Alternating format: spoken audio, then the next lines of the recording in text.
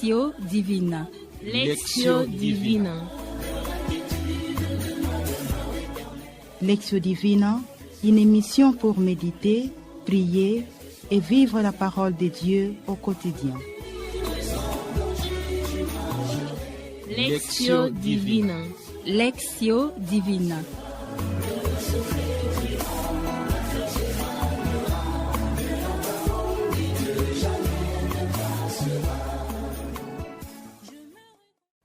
Auditeurs et auditrices, amis de la Lectio Divina, nous vous saluons selon l'heure à laquelle vous nous suivez chez vous. Notre lecture priante de ce dimanche va se dérouler au rythme de la solennité de la Toussaint. Avant d'adopter une attitude priante, nous demandons à nos frères et sœurs, malgré leurs multiples occupations, ont répondu généreusement à notre invitation de bien vouloir se présenter nommément. Frère Christian Mokumbialo, ordre des frères Minek Capucins. Je suis la sœur Philomène Kitanu, sœur de Marie Okwango. Frère Donatien Kaimba, OFMCAP. Cette émission sera présentée par la sœur Chanel Londo, fille de Saint Paul. Auditeurs, fidèles amis de la Lectio Divina, comme nous le savons bien, l'Église universelle fête le 1er novembre la solennité de la Toussaint et le 2 novembre la commémoration de fidèles de fin. Alors, dans le contexte de notre église locale, c'est-à-dire notre église au Congo, nous fêtons cette solennité de la Toussaint ce dimanche et puis commémorer nos chers fidèles de fin le 3 novembre. Nous allons méditer l'évangile des béatitudes, Matthieu 5, les 12 premiers versets. Demandons la présence de l'Esprit Saint, chers internautes, pour nous éclairer afin d'avoir une oreille attentive à la parole de Dieu. Que la régie nous y aide avec un chant à l'esprit.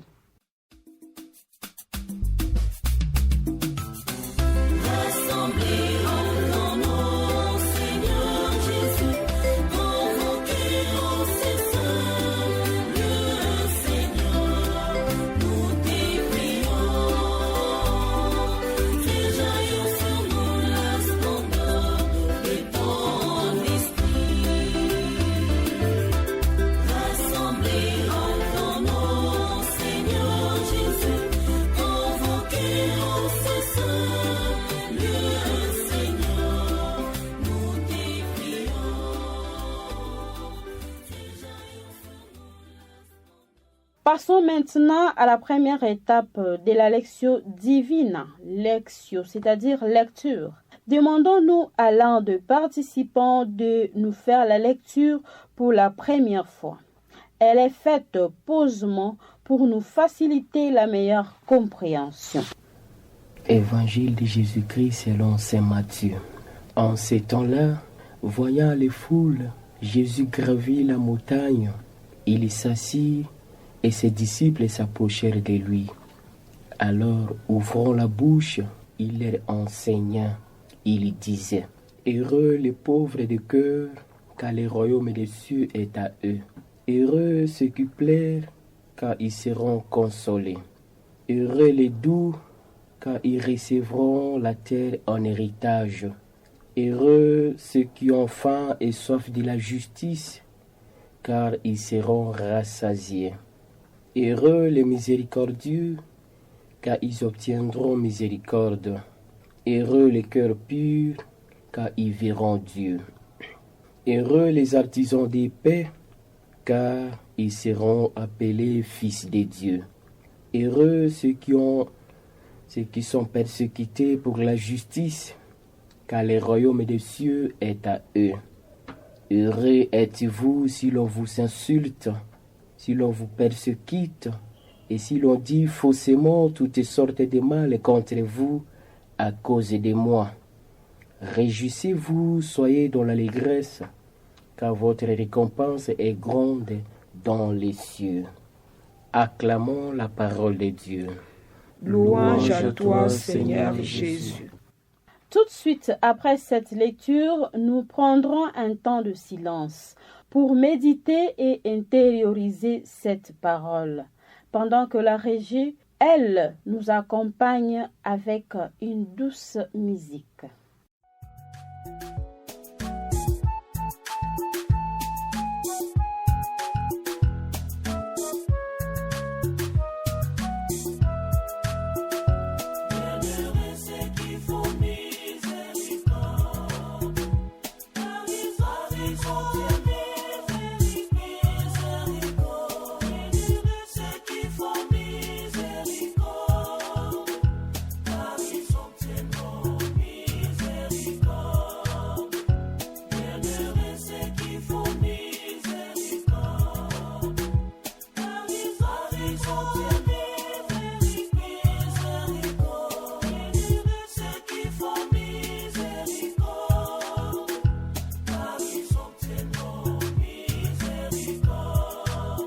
Ta miséricorde, Seigneur, est infinie.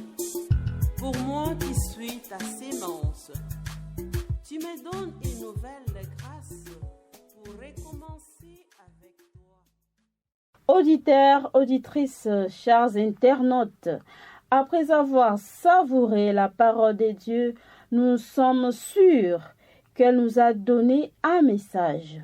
Raison pour laquelle chacun de nous est invité à faire l'écho d'un mot, d'une phrase ou un verset qui l'a touché et qui a plus captivé son attention. Et ces versets peut-être ou ces mots qui fera l'objet de sa méditation. La phrase qui m'a touché est la suivante. Heureux les artisans de paix, ils seront appelés fils de Dieu. Pour ma méditation, j'ai choisi le verset 6. Heureux ceux qui ont faim et soif de la justice, car ils seront rassasiés. Le verset qui m'a beaucoup plus plu est le suivant. Heureux serez-vous si l'on vous insulte, si l'on vous persécute, et si l'on dit faussement toutes sortes de mal contre vous à cause de moi. Auditeurs, auditrices, la parole de Dieu, lue, écoutée, se passe maintenant à l'étape de la méditation, c'est-à-dire méditation, qui est la deuxième étape de la lectio divina. Amis de la lectio divina, le moment est venu où la parole lue, écoutée, méditée, va maintenant être partagée. Écoutons le partage de chacun de nos participants. J'ai choisi cette phrase ou les 7e béatitude de l'évangile de Saint Matthieu comme inspiratrice pour ma lecture de la parole priée. Les béatitudes expriment l'esprit chrétien de tous ceux qui ont réussi à arriver au ciel. Les artisans de paix sont proclamés fils de Dieu. Une question est au centre de ma méditation. Qui est l'artisan de paix? À cette question, je dirais, c'est celui qui a appris l'art de la paix et qui l'exerce.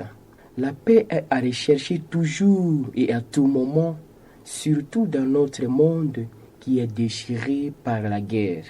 L'amour est toujours créatif et cherche la réconciliation à tout prix. Je réalise que toute ma vie comme chrétien, les meilleurs services que j'ai pu rendre aux autres par la grâce de Dieu, c'est d'abord donner la paix à tous les vivants pour que tous nous soyons appelés fils de Dieu. Je demande au Seigneur de faire de moi un artisan de paix dans ma famille, dans ma communauté et dans ma société.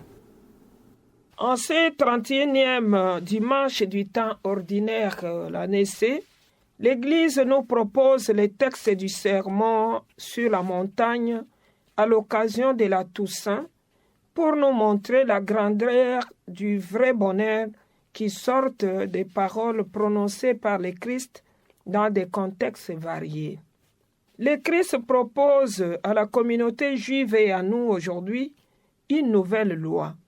C'est lui-même, le Christ, qui instruit son peuple. C'est un catéchisme à l'intention des chrétiens que nous sommes. Pour le Christ, nous devons être parfaits comme notre Père céleste est parfait. Matthieu 5, 48. Avoir faim et soif de la justice est un idéal spirituel qui consiste à mener une vie parfaitement conforme à la pure volonté de Dieu. La recherche de la justice est l'urgence d'une recherche vraie de la perfection évangélique. Nous sommes loin de la justice, de la perfection qu'est l'objet de ces sermons sur la montagne.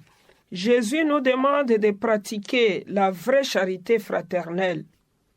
Aimer les autres comme Jésus les aime. Chercher toujours le bien des autres en les aidant à sortir petit à petit de la misère de ce monde par les conseils, par l'assistance spirituelle, matérielle et financière. La charité fraternelle, qui est une autre forme de justice, doit nous aider à sortir de nous-mêmes pour aller vers les plus démunis, partager la vie avec eux sans regarder nos titres, nos grades et nos qualifications. De cette façon, nous répondons à l'appel du Christ qui nous demande d'avoir faim et soif de la justice. Cette phrase m'inspire en cette fête des Toussaint, parce que la Toussaint est une fête toute unique pour la simple raison que cette fois-ci, l'Église a englobé les saints inconnus, anonymes dans la multitude. On dit l'Apocalypse de Saint Jean est innombrable. Donc de toutes les nations, races, peuples et langues. Et donc, en méditant minutieusement ce verset que je venais à peine de lire, j'appréhende qu'il est mieux admissible de subir la maltraitance pour le saint nom de Dieu, comme tous les saints que nous fêtons aujourd'hui dans l'Église. Parce que lorsque nous subissons les insultes au nom de Dieu, Dieu de qui nous vient tous les êtres, l'intelligence, sagesse, les choses visibles et invisibles, eh bien, Dieu ne déçoit pas. Dieu est toujours pour celui qui marche en étant éclairé de la lumière éclatante du Christ. Voilà ce qu'il y a de noble dans ce monde des tumultes. Il est précieux que nos actions soient pour la plus grande gloire de Dieu, de notre propre salut, mais également pour le salut de nos frères et sœurs. Si nos actes sont faits et fournis en rapport avec la mission béatifique, celle de sauver notre âme et l'amener vers Dieu pour le voir face à face, sans pourtant plaire à ce monde, à l'envers, qui nous impose les opinions et idéologies contraires à notre engagement au Christ, alors réjouissons-nous, soyons dans l'allégresse, car notre récompense sera grande dans les cieux. Merci, chers participants, de nous avoir enrichis avec vos partages. Nous passerons maintenant à la dernière étape de la Lectio Divina, Oratio. L'étape où chaque orant et chaque orante est invité à exprimer à haute voix sa prière d'intercession, de louange, de supplication. Nous invitons nos chers participants à exprimer maintenant leur prière à haute voix. Ensemble, prions. Seigneur, tu es le vrai artisan de paix pour toute humanité.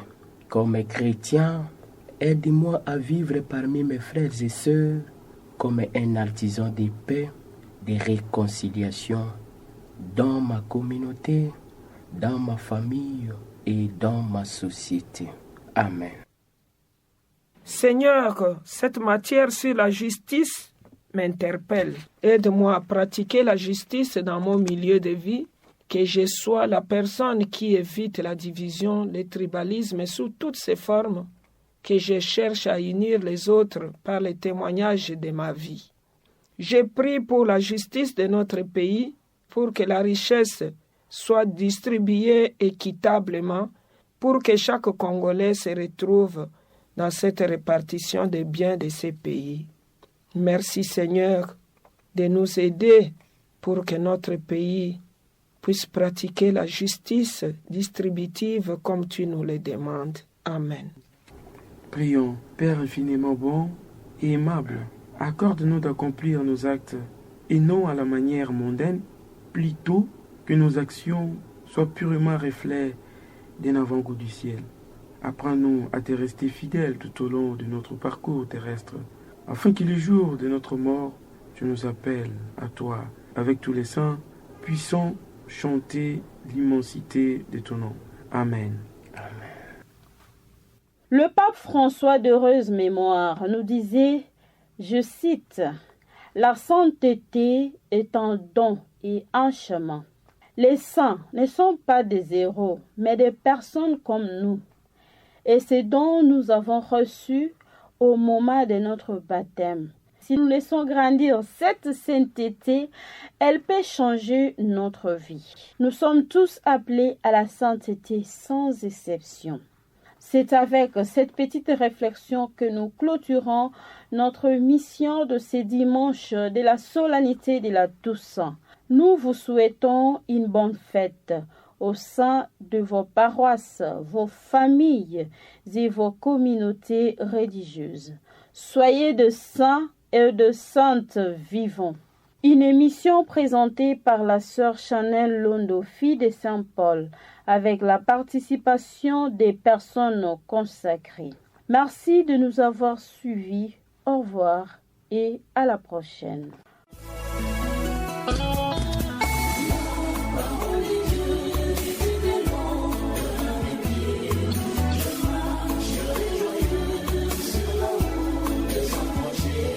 Lectio Divina.